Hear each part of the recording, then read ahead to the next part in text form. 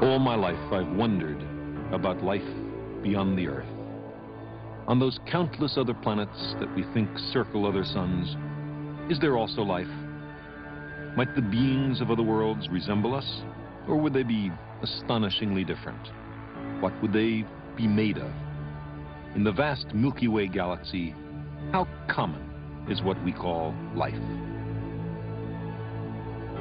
The nature of life on Earth and the quest for life elsewhere are the two sides of the same question, the search for who we are. All life on our planet is closely related. We have a common organic chemistry and a common evolutionary heritage, and so our biologists are profoundly limited. They study a single biology, one lonely theme in the music of life. Is it the only voice for thousands of light years, or is there a cosmic fugue, a billion different voices playing the life music of the galaxy?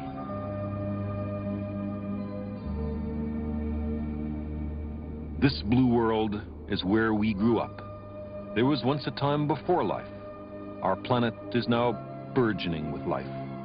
How did it come about? How were organic molecules originally made? How did life evolve to produce beings as elaborate and complex as we, able to explore the mystery of our own origins? E aí, tudo bem? Que tal?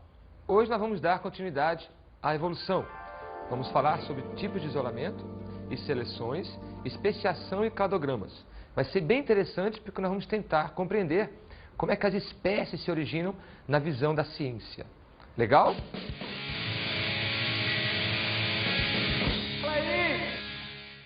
Vocês acreditam na evolução das espécies? Depende. Depende do quê? Depende como a ciência baseia isso, né? A ciência tem provas que não são exatamente comprovadas, são teorias. Então não tem como acreditar numa coisa só em teoria. Não sei, mas eu acredito. O homem foi evoluindo a partir do momento que começou a adquirir mais conhecimento e foi aprendendo e foi, talvez até por uma própria necessidade de sobreviver. Diariamente nós recebemos, o nosso organismo vai se transformando as células, vai se renovando, como também elas vão morrendo e vai renascendo outras. É uma transformação, é uma dinâmica. Com a simbiose, digamos, o contato das espécies com o planeta, com o meio em que vivem. Bom, pelo que conta a ciência, que a Terra explodiu lá e surgiu o homem. A evolução é natural, né? Tudo evolui, na verdade. Olha, eu acho que é relativo, esse negócio de evolução. Porque existe uma evolução comportamental, eu acho que não é uma evolução, tipo, a evolução comportamental não é, digamos, uma própria evolução. Eu acredito na evolução, mas eu acredito que as coisas mudam, né? Que as coisas vão mudando, que você vai adquirindo conhecimentos, pensamentos, e assim as coisas vão mudando. Acho que é um ciclo. A gente está em constante mutação, então isso pode tanto evoluir como regredir, mas a gente está mudando. Acho que seria isso. Você viu só? Há uma confusão muito grande, mas no final as pessoas entendem um pouquinho sobre a evolução.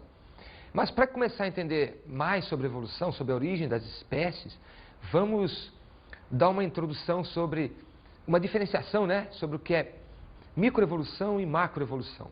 A microevolução acontece dentro da própria espécie. O que significa dizer isso? É a análise da evolução a nível do próprio organismo, aquelas modificações que vão acontecendo no corpo da espécie, no corpo do indivíduo, e vai se propagando ao longo do tempo. Exemplo, de repente muda um pouco a minha cor aqui, de repente muda um pouco a altura ali, de repente muda um pouco o fígado ocular, e o indivíduo então vai sofrendo pequenas modificações que somadas vão determinar a macroevolução. E o que seria a macroevolução? Então seria a soma de todas as microevoluções que acontecem na espécie, em cada indivíduo. Eu sei que é meio complicado, mas vê se tu vai entender agora.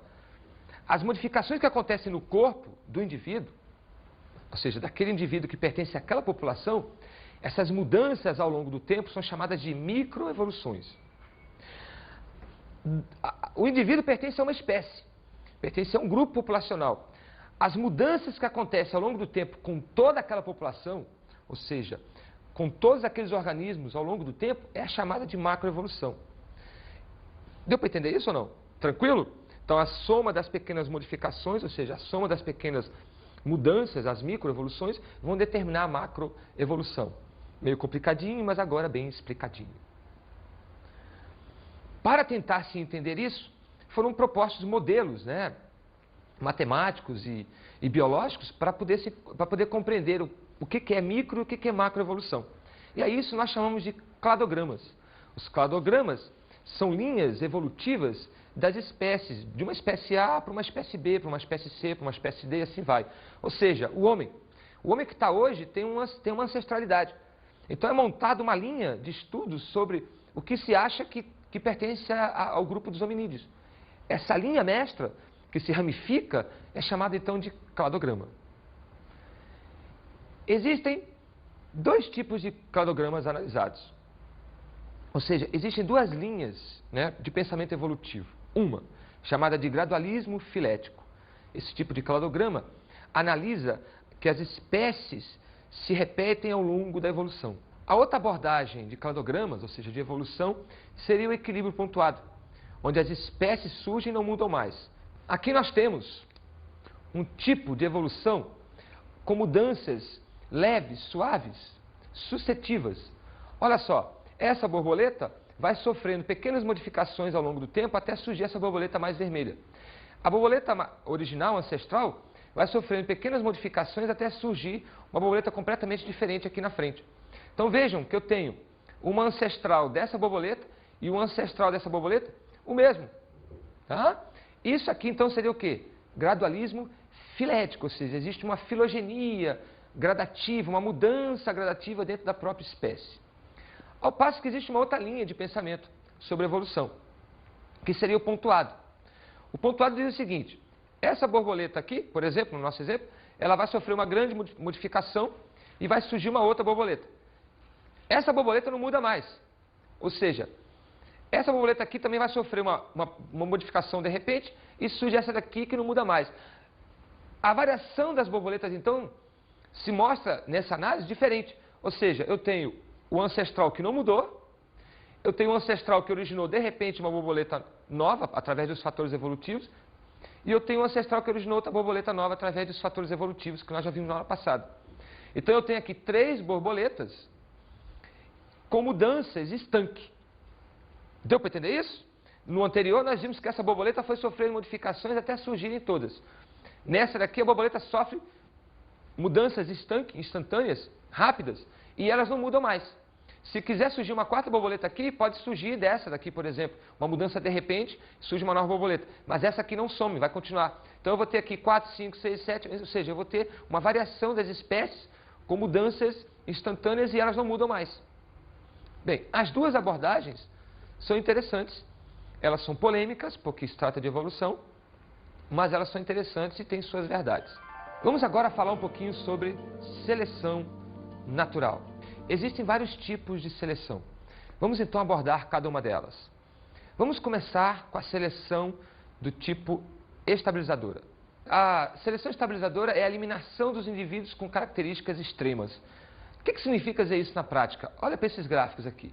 Eu tenho uma população original, essa população sofre as intempéries, ou seja, as variações do ambiente, e aí acontece que os extremos foram eliminados, ou seja, e sobraram as espécies bem adaptadas.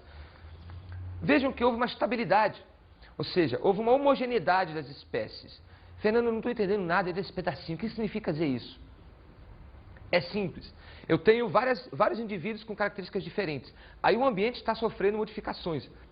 Esses indivíduos que têm características muito especializadas, ou seja, um super felino, um super predador, ele pode não estar mais conseguindo se adaptar a essas novas condições do ambiente.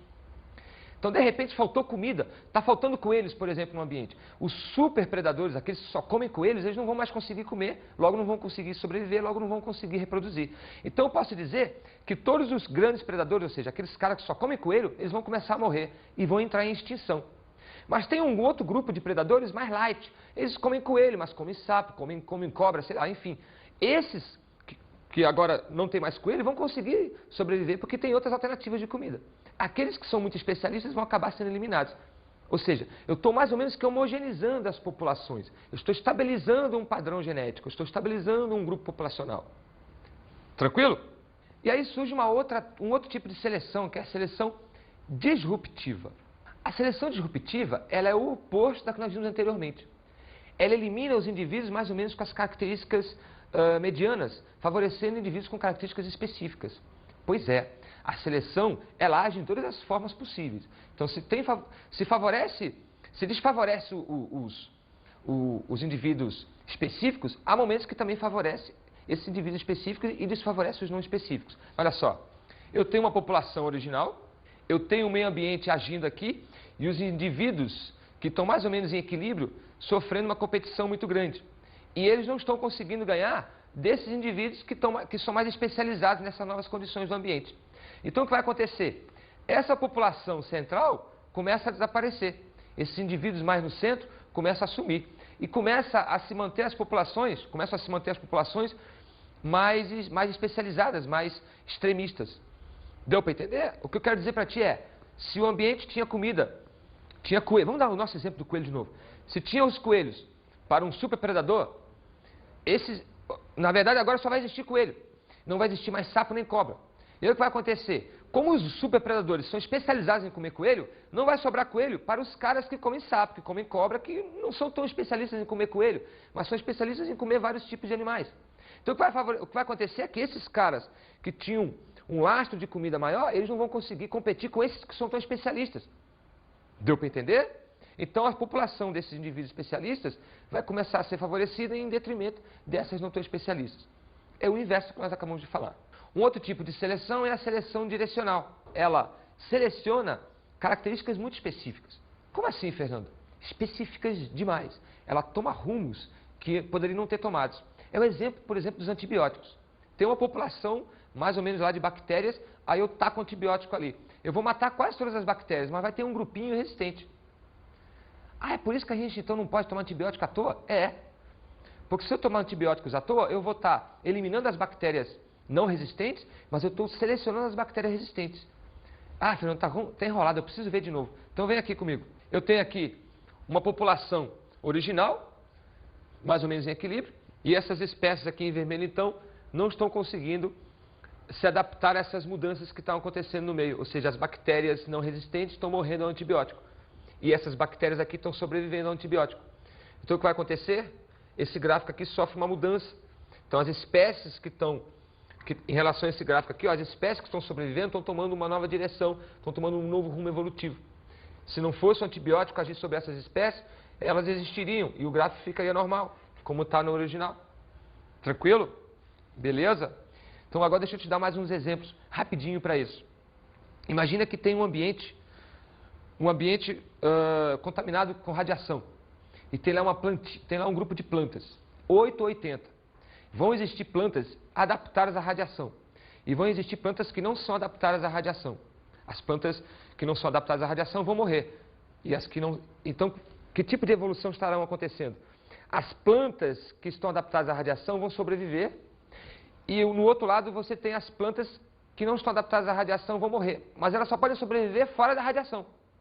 Então eu tenho um ambiente com radiação selecionando um grupo de plantas e eu tenho um ambiente sem radiação selecionando outro grupo de plantas. Veja o que está acontecendo. Está acontecendo uma evolução disruptiva. Eu tenho dois grupos de plantas existindo em ambientes diferentes. Se eu mudar essas plantas, elas vão se extinguir. Se eu botar a que vive em radiação num lugar bom, e se eu botar a que vive uma planta do lugar bom em um lugar ruim, elas vão morrer e as espécies vão ser, e a espécie vai junto. A disruptiva é dessa forma. Deu para entender? A direcional é a forma dos antibióticos. É a forma dos inseticidas. Se tu coloca, por exemplo, um inseticida no ambiente e esse inseticida vai matar então os mosquitos, por exemplo, as baratas, enfim, menos adaptadas. Os mais resistentes vão sobreviver. Eu estou dando rumo para a história desses mosquitos dessas moscas e dessas baratas. Tranquilo? E um outro exemplo que eu posso dar, que é a estabilizadora. Exemplo, quando cai uma tempestade, as aves que têm asas muito longas, elas acabam morrendo, porque acabam sofrendo as consequências do vento e tal. E as que têm asas mais curtas conseguem sobreviver mais às variações do vento. E elas conseguem pousar e conseguem sobreviver. Então, o que está acontecendo? Eu estou homogeneizando as populações. As aves que têm asas mais interessantes sobrevivem. As que têm asas muito muito longas não sobrevivem. Ou seja, eu estou determinando uma estabilidade nessas populações. Então, esses exemplos vão te ajudar a entender mais ou menos a grande diferença entre esses 3 tipos de evolução, que são muito complicadinhos de entender. Tá legal? Volta a fita, volta a fita, volta a fita, volta o DVD 10 vezes nesse assunto, até tu pegar as referências. Um outro tipo de seleção que existe é a seleção sexual, onde os indivíduos escolhem as suas linhagens a partir de critérios históricos seus. Por exemplo, o pavão que for mais colorido e que mostrar melhor as suas penas, consegue chamar a atenção do pavão fêmea. E aí ela vai escolher aquele indivíduo. O leão, que tiver maior juba e o maior rosnar, ele vai conseguir chamar a atenção daquela fêmea e aí vai montar a sua linhagem ali. Vou te dar um exemplo prático na espécie humana. Nós temos 2 produtoras aqui muito bonitas fisicamente e que por si só já servem para haver seleção sexual. E eu vou mostrar isso para vocês. A produtora Flávia e a produtora Carol. E elas vão aqui, elas têm que desenvolver alguma coisa que me faça escolher uma das duas. Tudo bem? É a chamada competição pela reprodução e pela linhagem. Vamos lá? O que vai acontecer? Tchau, Carol. Pronto. Agora, a partir daqui, a nossa linhagem vai se formar em potencial, porque houve uma atração física, houve uma atração comportamental, e a tendência é formar uma linhagem daqui para frente e a espécie está garantida. Tranquilo? Tchau, Flávia. Tchau, Carol. Outro tipo de seleção é a seleção artificial, aquela manipulada pelo homem para seu benefício próprio. É o que acontece com a domesticação, com a produção, com a pecuária, por exemplo, com a agricultura, onde eu escolho as espécies que me interessam. Vou te dar um exemplo aqui, os cães. Ó. Os cães não eram assim. Eles existem assim por experiências sucessivas de cruzamento, com a afinidade de obter uma raça mais interessante para aquele cara que está fazendo a pesquisa, mais dócil, mais agressivo, mais interessante. Um outro tipo de seleção que existe é a chamada seleção por coevolução, onde 2 espécies evoluem mais ou menos iguais para que uma possa coexistir com a outra. É o que acontece com as flores e as abelhas, ou os agentes polinizadores. As flores têm desenhos e formas que são interessantes para chamar a atenção das abelhas e de alguns insetos. E dessa forma, poder haver a polinização da abelha na flor. Olha só esse exemplo aqui. Tudo bem? Vejam que a flor tem um desenho anatômico que permite o pouso do inseto. O inseto vai lá, busca o seu melzinho, o seu néctar e já traz o grão de pólen e vai embora. Vejam que o desenho da flor é mais ou menos anatomicamente interessante para o inseto. Vamos agora falar sobre os tipos de isolamento. É interessante lembrar que o isolamento serve para a formação das espécies, somando com os fatores evolutivos. Existem 2 tipos de isolamento, o geográfico e o reprodutivo. Vamos ver isoladamente cada um agora. O isolamento geográfico é aquele onde uma população, de repente, é separada por algum acidente ou por algum relevo, alguma estrutura geográfica da natureza. Um rio, um cânion, sei lá, uma cadeia de montanhas que surge, uma ilha que se forma, de modo que aquela população ela é isolada, não mantém mais contato. Com o passar dos anos, essa população pode ter sofrido, cada indivíduo dessas populações que agora estão isoladas podem ter sofrido modificações internas, né, no seu organismo e, quem sabe, um dia não conseguirão mais se cruzar. Beleza? Vamos então entender mais detalhadamente isso. O isolamento reprodutivo se manifesta depois de um certo tempo, logo depois do isolamento geográfico. Ainda há pouco eu falei do isolamento geográfico. Então, quando as espécies são separadas e durante muitos anos elas não mantêm contato, elas vão sofrendo as modificações de acordo com o meio onde elas estão e um dia quando elas são colocadas juntas, elas podem não mais conseguir se cruzar. Nesse momento está acontecendo o isolamento reprodutivo. É a perda da capacidade de reprodução por completo. Quando isso acontece, eu posso dizer que eu já tenho 2 espécies diferentes. Porque o conceito de espécie é indivíduos que tenham semelhanças morfológicas, ou seja, semelhanças físicas entre si, e que consigam se reproduzir naturalmente e consigam deixar descendentes na sua linhagem. Se não conseguir reproduzir, é porque as espécies são diferentes. Os modos de isolamento reprodutivos podem ser de 2 tipos. Os pré-zigóticos e os pós-zigóticos. Os pré-zigóticos impedem a cópula, ou seja, os indivíduos são tão diferentes, eles são tão disformes entre si, que eles não conseguem, por exemplo, um montar no outro, ou as flores, por exemplo, não produzem grão de pólen compatível com aquela abelha, enfim. São mecanismos que impedem que aconteça a troca de gametas, né, de informações genéticas entre elas. Os pós-zigóticos pode até haver uma cobertura, ou seja, um macho pode cobrir uma fêmea, ou as plantas podem até trocar de pólen. Mas o problema é que eles são geneticamente tão diferentes que não acontece, por exemplo, pareamento genético, meiose, aquela coisa toda, né? Não acontece a formação, mitose, não acontece a formação do embrião. Ou seja, os mecanismos pós-zigóticos são biologicamente internos. E os pré-zigóticos impedem uma cópula, por exemplo, de acontecer. É o contato dos indivíduos que não acontece. Imagina, por exemplo, se um cão subir num gato. É impossível, não vai acontecer nada. E imagina que se o cão conseguir cobrir o gato, o material genético deles é tão diferente que não vai haver capacidade de formação do embrião e vai haver aborto, ou nem acontece a fertilização. Observe o exemplo que tem aí. Os animais estão num processo de sexualidade e vai ser o contrário do que eu acabei de falar. Ou seja, esses animais têm parentesco, eles são da mesma espécie, tanto que está havendo atração entre os dois, e vai haver cópula e a linhagem pode se proceder. Ao passo que se aí fosse um animal completamente disforme um do outro, diferente um do outro, nem a excitação estaria acontecendo, nem nenhum processo estaria ocorrendo. E a atração não existiria e a sexualidade não aconteceria. Vamos agora falar um pouquinho sobre especiação, que é uma das coisas mais polêmicas que existe hoje na biologia. A especiação consiste em todos os mecanismos que explicam a origem das espécies. Eu venho te falando desde a primeira aula de evolução sobre fatores evolutivos e agora estou te colocando informações novas, como, por exemplo, isolamento geográfico e reprodutivo. É a soma de tudo isso, mais seleção natural, que vai determinar o surgimento de uma nova espécie. Vamos então ver quais são os fatores responsáveis pela origem das espécies. Os principais fatores evolutivos são as mutações. As mutações podem ser genéticas ou cromossômicas. É um dos mais importantes fatores que existe para a evolução.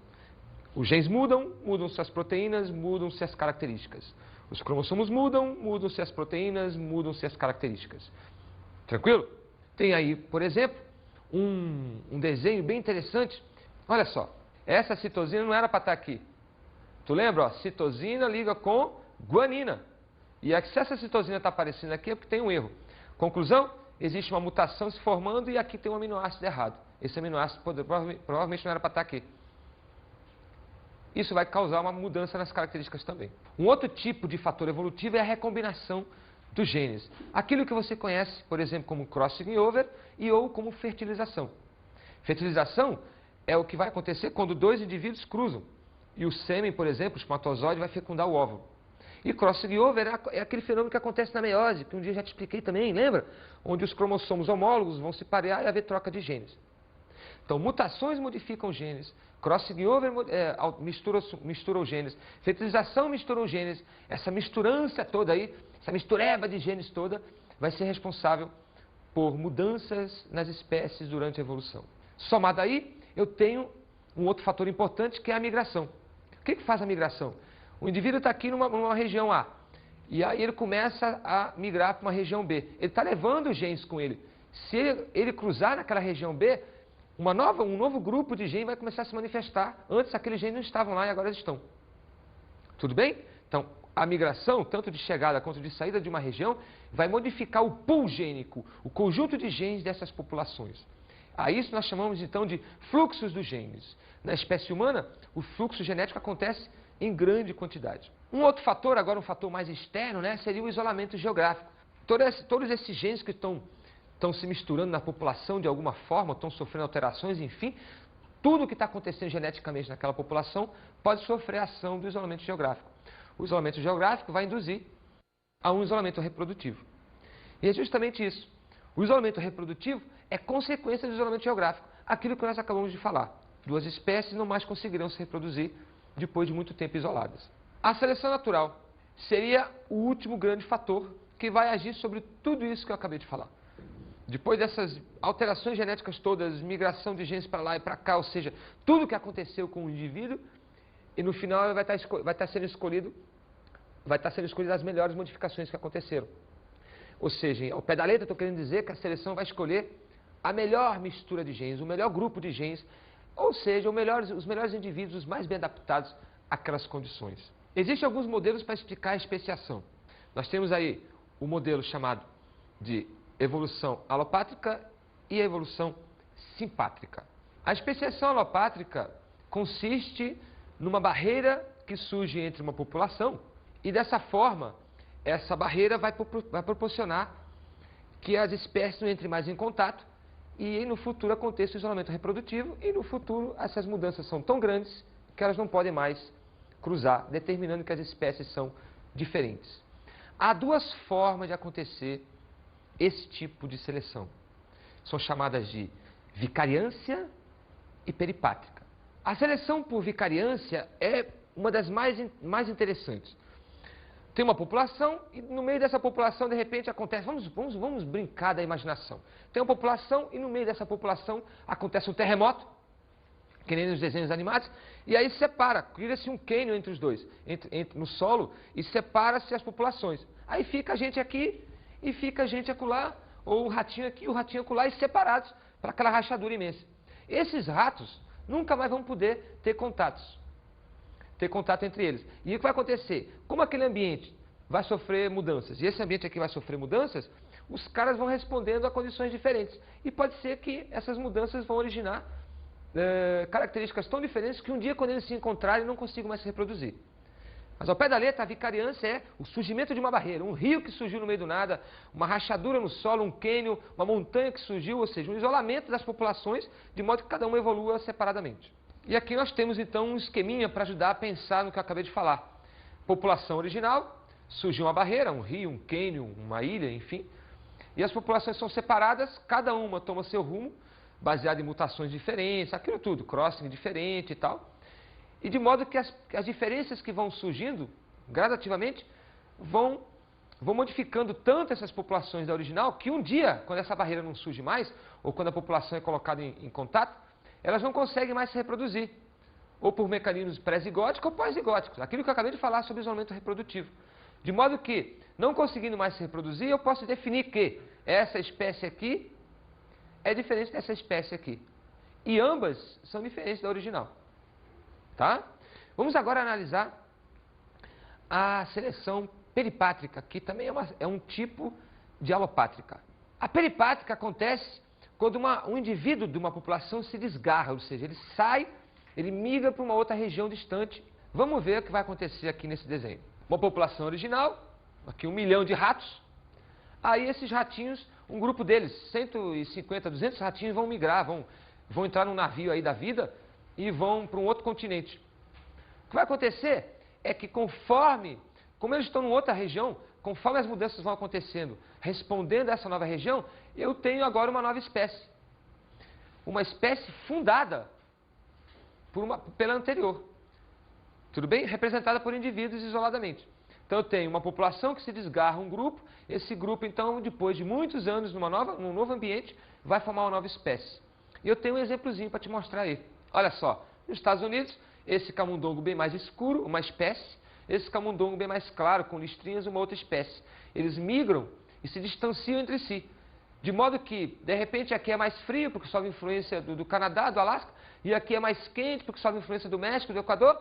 Então, esses ratos respondem a condições ambientais diferentes, eles agora estão se modificando, e quem sabe, quando esses ratos um dia se encontrarem, não mais consigam se reproduzir. Então, depois do isolamento geográfico, vai acontecer o isolamento reprodutivo. E vamos falar agora da especiação simpátrica. Esse tipo de especiação consiste numa mudança que acontece com os organismos dentro da população. Ou seja, é diferente da alopátrica. Na alopátrica há uma separação dos indivíduos, por uma barreira biológica, por uma barreira geográfica, enfim. Na simpátrica não. Os indivíduos convivem. Só que acontece uma mutação, de repente, com esse grupo, um grupo lá dentro da população, e eles não conseguem mais cruzar, não conseguem mais manter contato entre eles, a nível de cruzamento mesmo. Então, de repente, tem uma população lá de ratinhos, onde todos os ratinhos são amarelos. E aí, de repente, nasce uma linhagem de ratos, todos pretos. E os ratos pretos não conseguem mais cruzar com os amarelos, porque não acontece atração sexual, enfim. Se mudou a cor, também deve ter mudado alguma coisa a nível orgânica, interna, não tem mais os mesmos cheiros, enfim. Eu posso dizer para ti que esse grupo de ratos agora está isolado dentro da própria população. Ele nem foi separado. Isso é simpático. Olha o esqueminha aqui, vem ver. Então está aqui a população, veja que não acontece isolamento geográfico nenhum, nem foge rato daqui, mas de repente as mutações vão acontecendo e os ratos, no nosso exemplo, né? Os ratos vão sofrendo modificações nas suas características e aí um dia eles não conseguem mais cruzar. Não sofrem atração nenhuma, não conseguem copular, não conseguem fazer nada E eu posso dizer então que eu tenho espécie 1 e espécie 2, que surgiram de uma espécie original. Tá? É bem contestada a simpátrica em relação à alopátrica. Das duas, a alopátrica é mais aceita para explicar a evolução ou especiação.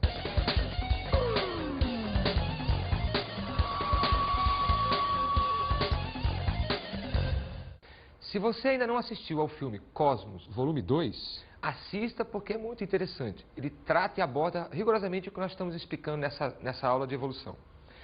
E se você já assistiu, assista novamente, porque você agora vai ver com uma nova ótica, baseada nessa aula de hoje, e eu peço que tu prestes atenção na especiação, nas mudanças que as espécies vão sofrendo. É um filme cheio de gráficos, cheio de montagem, cheio de fotocolagem, é muito bonito. Foi feito simplesmente por Carl Sagan, um dos maiores cosmólogos que já existiram. Bom estudo, boa sorte e tchauzão!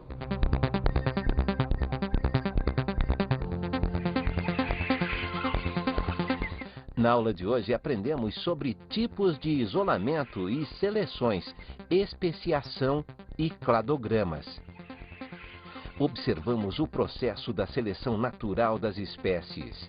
A seleção natural acontece a partir de fatores evolutivos com os organismos e do isolamento geográfico, isolamento reprodutivo. Seleção natural pode ser de várias formas, como por exemplo disruptiva, sexual, coevolução, enfim, vários tipos de seleção acontecem ao mesmo tempo com os organismos. Analisamos os tipos de isolamento. O isolamento pode ser de dois tipos, o geográfico e o reprodutivo. O geográfico pode ser alopátrico e simpátrico. E o reprodutivo pode ser pré e pós-reprodutivo. E falamos sobre a especiação. Especiação é um conjunto de todos os mecanismos responsáveis pela origem de novas espécies. Incluem-se aí os fatores evolutivos, como mutação, por exemplo, o isolamento geográfico, o isolamento reprodutivo e a ação da seleção natural sobre todas essas mudanças que estão acontecendo no organismo. Bons estudos!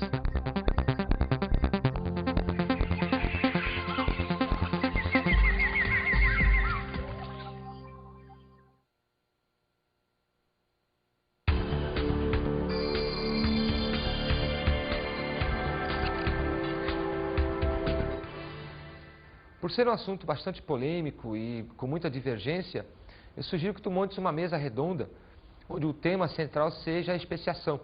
Vai ser bastante interessante, bastante interativo com os alunos e didaticamente importante, porque serão várias abordagens, várias cabeças falando sobre o mesmo tema. Tudo bem? Eu te aconselho a isso. Bom trabalho e até mais.